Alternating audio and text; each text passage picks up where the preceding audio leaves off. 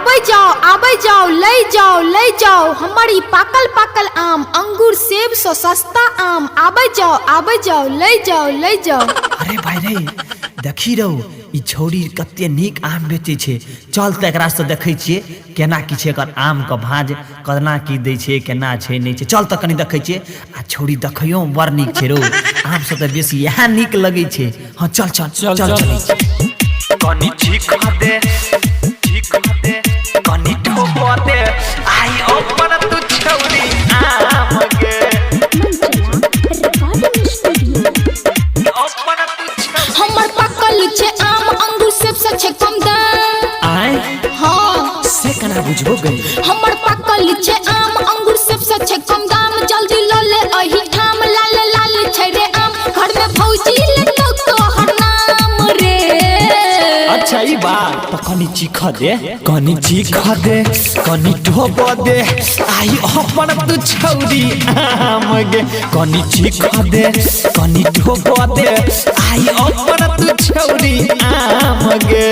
तब न पता चलते बड़ पछते में तब न पता चलते। कनी चीख दे डीजे गुड मधुबनी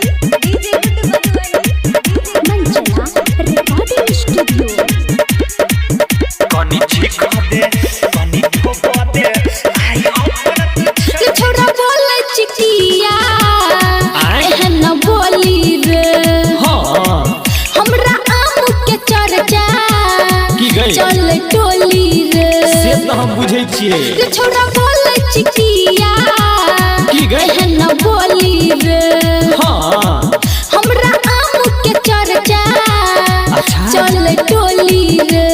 साथ में तोरो के छौरी आम से तू बेसी छी सोनार देख के होय नै सबर। निकाल पैसा को दे बरट कम रे। गे हम पैसा का नहीं देखै छिए गे। कनी चीख दे कनी ठोक दे आही अपन तू छौरी आम गे। कनी चीख दे कनी ठोक दे आही अपन तू छौरी आम गे। कनी चीख दे कनी ठोक दे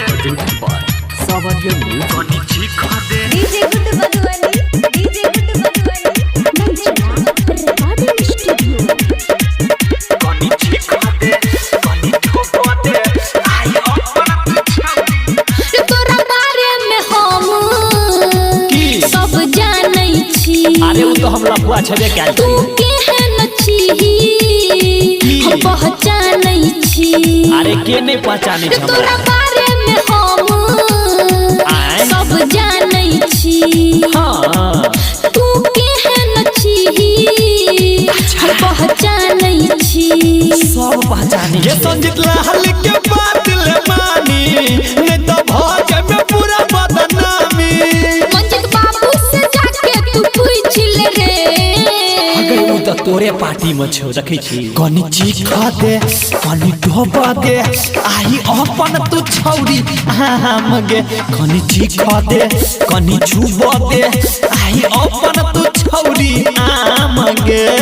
पहले सामान दे फिर दाम ले नहीं तो लफुआ फाड़ देबो सब किछ के। मंचला रिकॉर्डिंग स्टूडियो।